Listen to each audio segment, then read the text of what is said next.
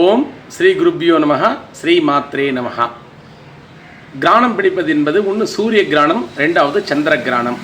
இந்த கிராணம் பிடிக்கும்போது அதில் இருந்து வரக்கூடிய அந்த கதிர்வீச்சுகள் நச்சுத்தன்மையுடையது, விஷத்தன்மை உடையது.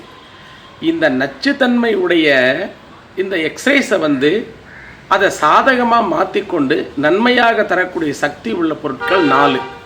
ஒன்று தர்பை, ரெண்டாவது பசுமாட்டு தொழுவம், 3வது அரசமரம், 4வது மயில்.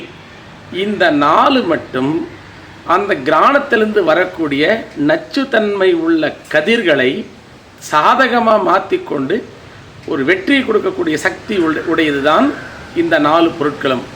இதில் என்ன நம்ம செய்யணும் அப்படின்னா, இந்த கிராணம் பிடிக்கிற நேரத்தில் பக்கத்தில் உங்கள் வீட்டு பக்கத்துலேயோ உங்கள் வீட்லேயோ பசுமாடு வைத்திருந்தால் அந்த பசுமாட்டுக்கு தொட்டு நமஸ்காரம் பண்ணி, அது 4 காலையும் கழுவி மஞ்சள் குங்குமம் வச்சு அது வாலை தொட்டு வணங்கி அது பக்கத்தில் அமர்ந்து ஒரே 10 நிமிடம் நீங்கள் உங்கள் குல தெய்வமோ நீங்கள் வணங்கும் தெய்வத்தையோ மனதில் நினைத்து கண்ணை மூடி 10 நிமிடம் தியானம் பண்ணி பாருங்க. உங்களுக்கு அதீதமான சக்தி கிடைக்கும். அதே மாதிரி மயில் வைத்திருப்பவர்கள் மயிலை கையில் வைத்து கொண்டால் போதும், எந்த கிராண சக்தியும் தனக்கு வேலை செய்யாது.